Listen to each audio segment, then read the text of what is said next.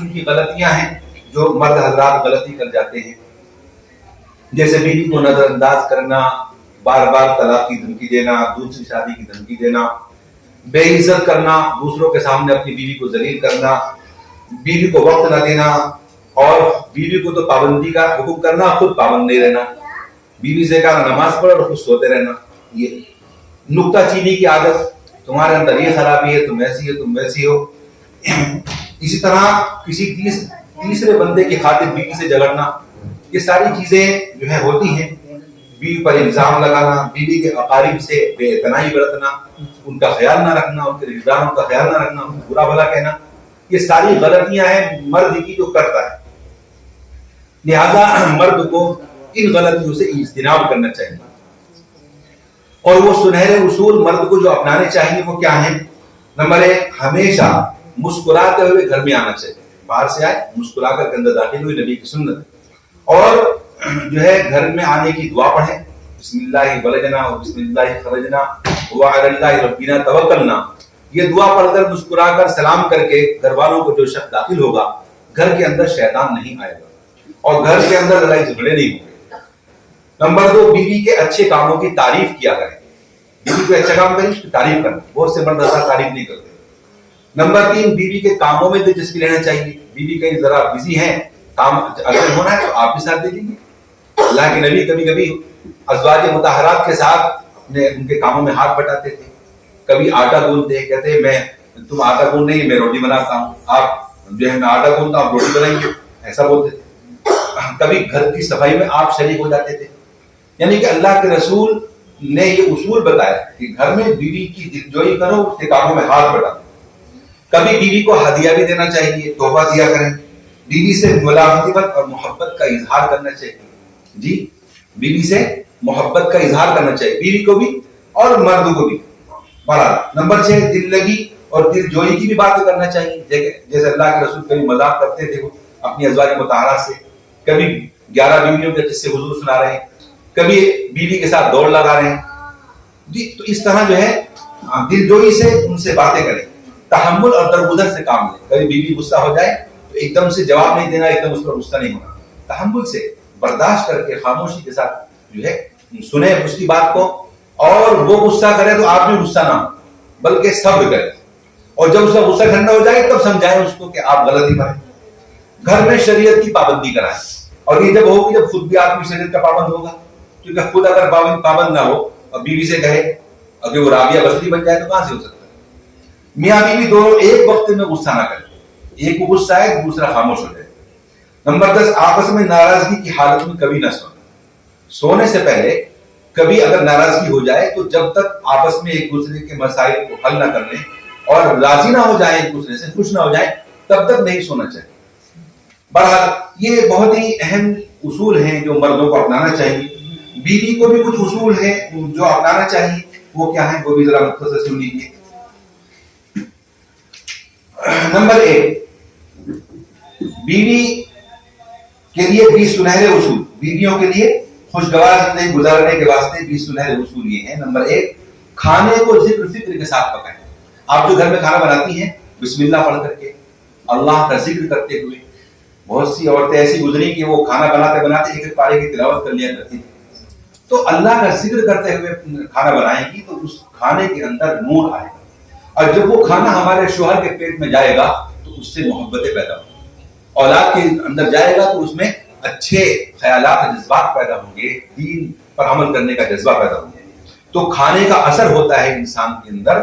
تو کھانا اس طرح بنایا جائے، وہ حلال تو ضروری ہے جیسے مولانا بتا دیا کہ حلال کھانا ہونا چاہیے، اس کے ساتھ ساتھ اللہ کا ذکر کرتے ہوئے کھانا بنائے. نمبر 2، کام کو وقت پر سمیٹنے کی عادت ڈالیں.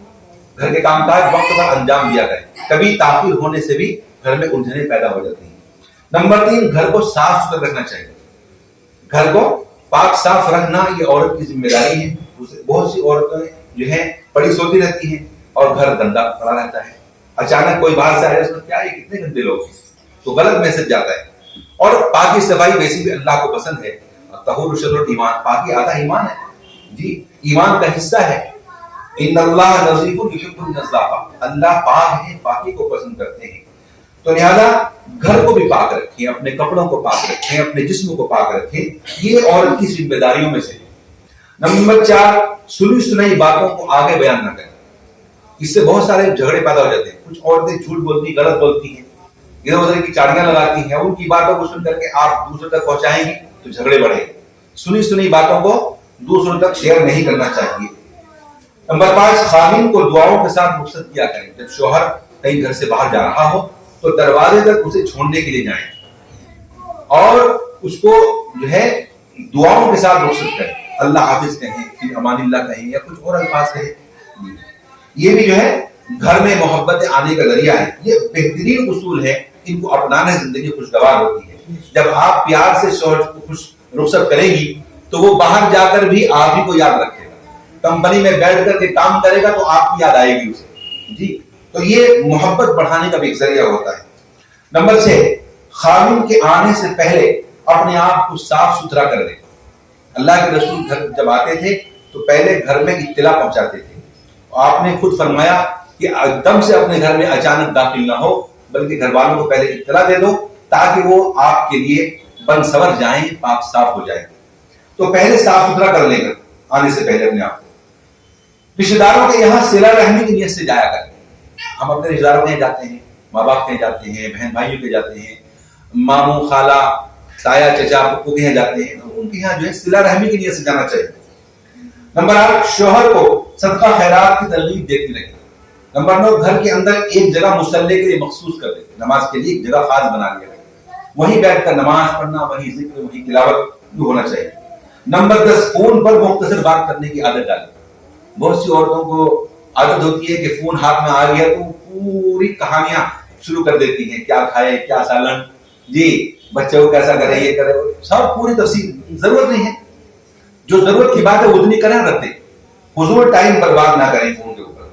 نمبر 11، اہم بات نوٹ کرنے کے لیے ایک نوٹ بک بنا دیں۔ شوہر کسی کام کو کہہ گیا، میں جا رہا ہوں، میرے کو یہ کام ہونا، تو اس کو لکھ کر رکھ لیں، کہیں ایسا نہ ہو کہ وہ بھول جائیں، کیونکہ اگر آپ بھول جائیں گی تو کیا ہوگا، پھر وہ شوہر آگے غصہ کرے گا، میں ایسا بولا تھا آپ نے کیا۔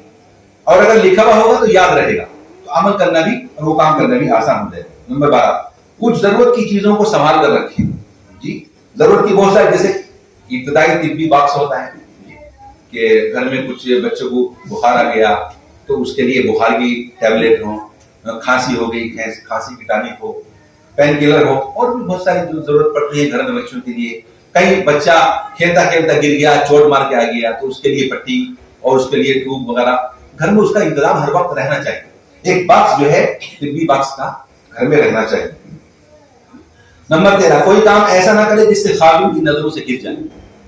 بہت سے کام عورت ایسا کر دیتی ہے کہ مرد کی نظروں سے عورت گر جاتی ہے، ایسا کام نہیں ہونا چاہیے، جیسے کہ سچائی اختیار کرنا، جھوٹ سے بچنا، جی ایک دوسرے کی برائی بھلائی کرنا، یہ سب چیزیں جو ہے مرد کو پسند نہیں ہوتی۔ بہرحال اس طرح مال وغیرہ کا خرچ کے بارے میں کہ فضول خرچی نہ کریں، شوہر کے پیسے کو بیجا نہ اڑائیں، ضرورت کے حساب سے استعمال کریں۔ نمبر 14، بچوں کے بارے میں خاوند سے مشورہ کرتی رہیں۔ بچوں کی تربیت کی اصل ذمہ داری عورت کے اوپر رکھی گئی ہے، تو بچوں کی تربیت کیسے ہونی چاہیے اور اس کی تعلیم کیسے ہونی چاہیے، کون سے اسکول میں سے پڑھانا چاہیے، دینی تعلیم کا کیا انتظام ہونا چاہیے، تربیت کا کیا ہونا چاہیے، اس سے اپنے شوہر سے اس بارے میں مشورہ کر کے یہ کام کریں۔ نمبر 15، خاوند کی ضرورت پوری کرنے میں کوئی تردد نہ کریں، ٹال مٹول نہ کریں۔ شوہر بلا رہا ہے اپنی ضرورت کے لیے، فوراً آنا، فوراً سارے کام چھوڑ کر کے آ جانا، یہ شریعت کا حکم ہے۔ اس میں کمی بیشی اور پس و بیش نہیں کرنا چاہیے۔ حدیث فرمایا گیا، عورت اگر تنور پر بیٹھ کر کھانا بنا رہی ہے اور مرد بلائے تو تنور چھوڑ کر کھانا بنانا چھوڑ کر کے آ جائے۔ یہ جو ہے بہت ہی اہم باتیں ہیں جس سے بہت سے جھگڑے پیدا ہوتے ہیں۔ بہت سی عورتیں بلا وجہ کے شوہر کو پریشان کرنے کے لیے ٹال مٹول سے کام لیتی ہیں، اس سے گھر اجڑ جاتا ہے، اور پھر اور مرد کیا ہوتا ہے، دوسری جگہ جا کر ملوث ہو جاتا ہے اور اس کا گھر برباد ہو جاتا ہے۔ جی اس لیے ایسا موقع نہ دیں۔ یہ ہم کھل کر اس لیے بتاتے ہیں کہ شریعت جو ہے کوئی حق بات کہنے سے شرماتی نہیں ہے، شریعت نے حق بات کہنے سے شرم کرنے کو منع کیا ہے، اس لیے اس کا پورا خیال ہونا چاہیے۔ نمبر 16، خاوند کو پریشانی کے وقت تسلی دیں۔ پریشانی کے وقت تسلی دینا چاہیے، جیسے کہ اللہ کے رسول کو تسلی دی تھی حضرت خدیجہ نے، جی اور آپ کی گھبراہٹ دور ہو گئی تھی۔ نمبر 17، غلطی کو مان لینے میں عظمت ہے اور خاموشی میں عافیت ہے. مان لو ہم سب انسان ہیں, غلطی ہو جاتی ہے. کوئی غلطی ہو جائے تو غلطی کو مان لینا چاہیے. اس غلطی کو چھپانے کے لیے حجت کرنا, جھوٹ بولنا, بہانے کرنا, یہ اچھی چیز نہیں. آپ وقتی طور پر مطمئن کر سکتی ہیں غلطی پر, لیکن جب آپ کا راز کھلے گا تو آپ کی عزت خاک میں مل جائے گی, آپ اپنے شوہر کی نظروں سے گر جائیں گے. اس لیے ہمیشہ سچائی کی عادت ڈالیں اور غلطی ہو جائے تو اس کو مان لیا کریں. نمبر 18, اپنے دل کا غم فقط اللہ کے آگے بیان کریں. آپ کو کوئی پریشانی ہے, آپ کو تکلیف ہے, آپ اللہ سے, لوگوں سے شکایتیں کرنے کی بجائے. بہت سی عورتوں کی عادت ہوتی, شوہر کے بارے میں شکایتیں لگاتی, میرا شوہر وقت پر مجھے کھانا نہیں دیتا, مجھے کپڑے نہیں دیتا, مجھے یہ نہیں کرتا, وہ نہیں کرتا, میری دیکھ بھال نہیں کرتا. یہ شکایت لوگوں سے کرنے کی بجائے اللہ سے کرنا چاہیے کہ اللہ میرے شوہر کو ہدایت دے, میرے شوہر کو دیندار بنا دے. جی, تو انشاءاللہ اس سے مسئلہ حل ہوگا. شکایتیں کرنے سے مسئلہ حل نہیں ہوگا. نمبر 19, خادم کے رشتہ داروں سے اچھا سلوک کریں. آج کل اپنے ماں باپ آ جائیں تو عورت بہت ان کی خدمت کرتی, بڑی خیر توجہ کرتی, اچھے سے اچھے کھانے پکوان بناتی. اور اگر میرے اپنے شوہر کے ماں باپ آ جائیں, بہن بھائی ملنے آ جائیں, تو ان کو جو ہے منہ بسوڑ لیتی ہے اور ان کو وقت پر کھانا نہیں بناتی, ڈھنگ سے نہیں بناتی, اچھا نہیں بناتی. اس سے کیا ہوتا ہے, نفرتیں پیدا ہوتی ہیں. وہ بھی آپ جیسے آپ کے بہن بھائی ہیں, آپ کے شوہر کے بھائی بھی آپ کے بہن بھائی ہیں, آپ ان کو اپنے بہن بھائی کی طرح سمجھے, ماں باپ کی طرح سمجھے, تو ان کو بھی ایسے ہی دیکھیں جیسے اپنے ماں باپ کو دیکھتے ہیں. تو یہ جو ہے بہت ہی اچھا اصول اور اہم اصول ہے.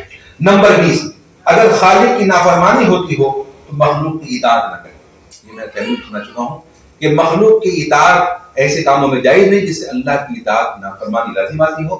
لہذا اللہ کی نافرمانی نہیں کی جا سکتی. شوہر اگر کوئی غلط کام کرے تو اس کی بات نہیں مانی جائے گی, بلکہ اللہ کا حکم کو پورا کیا جائے گا. یہ چند اصول ہیں جو ہم نے آپ کے سامنے بیان کیے ہیں. Art of successful marriage. ازدواجی زندگی کو کیسے کامیاب بنائیں, شادی کو کیسے کامیاب بنائیں, اس سلسلے میں بیداری رہنمائی کی عمدہ پہل شہر بنگلور میں دیکھنے کو مل رہی ہے. جی ہاں دوستو, بنگلور کا DMS ہیومن رائٹس فاؤنڈیشن ادارہ شادی سے پہلے اور شادی کے بعد نوجوانوں کی کاؤنسلنگ و رہنمائی کر رہا ہے. چھوٹی چھوٹی باتوں پر, چھوٹی چھوٹی شکایتوں پر شادیاں, رشتے ٹوٹ جاتے ہیں. صحیح معلومات اور رہنمائی نہ ہونے کے سبب میاں بیوی میں مس انڈرسٹینڈنگ, بدگمانیاں پائی جاتی ہیں. موجودہ سماج میں طلاق, خلا کے معاملات بڑھ رہے ہیں.